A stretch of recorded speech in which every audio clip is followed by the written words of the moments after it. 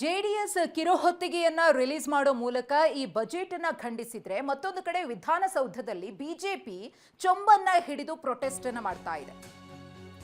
ಅಂದ್ರೆ ಸಾಂಕೇತಿಕವಾಗಿ ಸರ್ಕಾರದ ಬಜೆಟ್ ಖಾಲಿಯಾಗಿದೆ ಅಂತ ಹೇಳಿ ಚೊಂಬನ್ನ ಪ್ರದರ್ಶನ ಮಾಡಿ ಬಿಜೆಪಿ ಪ್ರೊಟೆಸ್ಟ್ ಅನ್ನ ಮಾಡ್ತಾ ಇದೆ. ರಾಜ್ಯದ ಜನತೆಯ ಕೈಗೆ ಚೊಂಬು ಕೊಡ್ತಿದ್ದಾರೆ ಅನ್ನೋದು ಕೂಡ ಇರಬಹುದು ಇದರ ಇಂಡಿಕೇಶನ್. ರಾಜ್ಯ ಸರ್ಕಾರದ ಶೂನ್ಯ ಬಜೆಟ್ ಅಂತ ಘೋಷಣೆಯನ್ನ ಕೂಗಿದ್ದಾರೆ. ವಿಧಾನಸೌಧದ ಪೂರ್ವ ದ್ವಾರದಿಂದ ಮೆರವಣಿಗೆ, ಪಶ್ಚಿಮ ದ್ವಾರದವರೆಗೂ ಕೂಡ ಬಜೆಟ್ ವಿರೋಧಿಸಿ ಚೊಂಬನ್ನ ಹಿಡಿದು ಮೆರವಣಿಗೆಯನ್ನು ಮಾಡಲಾಗಿದೆ. ಕಿವಿಗೆ ಹೂ ಇಟ್ಟಿದ್ದಾರೆ ಅಂತ ಹೇಳಿ ಸಾಂಕೇತಿಕವಾಗಿ ಇಲ್ಲಿ ಬಿಜೆಪಿ ನಾಯಕರಿಂದ ಪ್ರೊಟೆಸ್ಟ್ ಗಮನಿಸ್ತಾ ಇದ್ದೀರಿ. ಯಾವ ರೀತಿಯಾಗಿ ಪ್ರೊಟೆಸ್ಟ್ ನಡೀತು ವಿಧಾನಸೌಧದಲ್ಲಿ ವಿಪಕ್ಷ ನಾಯಕ ಆರ್ ಅಶೋಕ್ ಅವರ ನೇತೃತ್ವದಲ್ಲಿ ಅಂತ.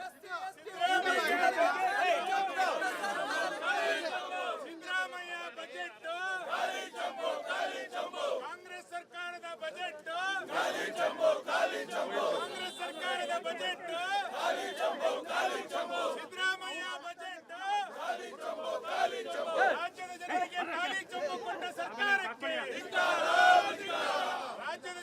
ಖಾಲಿ ಚೊಂಬು ಕೊಟ್ಟ ಸರ್ಕಾರಕ್ಕೆ, ಉತ್ತರ ಕರ್ನಾಟಕಕ್ಕೆ ಖಾಲಿ ಚೊಂಬು ಕೊಟ್ಟ ಸರ್ಕಾರಕ್ಕೆ.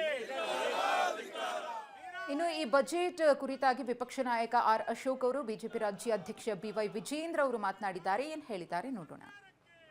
ಸಿದ್ದರಾಮಯ್ಯ ಕರ್ನಾಟಕದ ಆರ್ಥಿಕ ಪರಿಸ್ಥಿತಿಯನ್ನ ಹಾಳುಗೆಡುವುದವರು, ಕರ್ನಾಟಕವನ್ನ ಸಾಲಗಾರರ ಲಿಸ್ಟಲ್ಲಿ ಸೇರಿಸಿದವರು, ಕರ್ನಾಟಕದ ಜನತೆಗೆ ದ್ರೋಹ ಮಾಡಿದವರು. ಅದಕ್ಕೋಸ್ಕರ ಇವತ್ತು ಚೊಂಬಿನ ಮೆರವಣಿಗೆಯನ್ನು ನಾವು, ನಮ್ಮ ಅಧ್ಯಕ್ಷರು, ನಮ್ಮೆಲ್ಲ ಮುಖಂಡರು ನಾವು ಮಾಡಿದ್ದೀರಿ. ಕರ್ನಾಟಕದ ಜನತೆಗೆ ಈ ಬಡ್ಜೆಟಲ್ಲಿ ಏನು ಕೊಟ್ಟವ್ರೆ ಅಂದರೆ ಚೊಂಬು ಚೊಂಬು ಚೊಂಬು, ಖಾಲಿ ಚೊಂಬು ಕೊಟ್ಟಿದ್ದಾರೆ ಅಷ್ಟೇ. ಅದರಿಂದ ಈ ಬಡ್ಜೆಟ್ ಏನಿದೆ ಇದು ಜನ ವಿರೋಧಿ ಬಡ್ಜೆಟ್ಟು. ಉಪ್ಪು ಖಾರ ಹುಳಿ ಏನೂ ಇಲ್ಲ, ಇದರಲ್ಲಿ ಏನೂ ಇಲ್ಲ, ಯಾರಿಗೂ ಒಳಿತಿಲ್ಲ. ಕಾಂಗ್ರೆಸ್ಸಿನ ವೋಟ್ ಬ್ಯಾಂಕ್ ಹಾಕುವಂತ ಮುಸ್ಲಿಮರಿಗೆ ಉತ್ತೇಜನ ಕೊಟ್ಟಿದ್ದಾರೆ.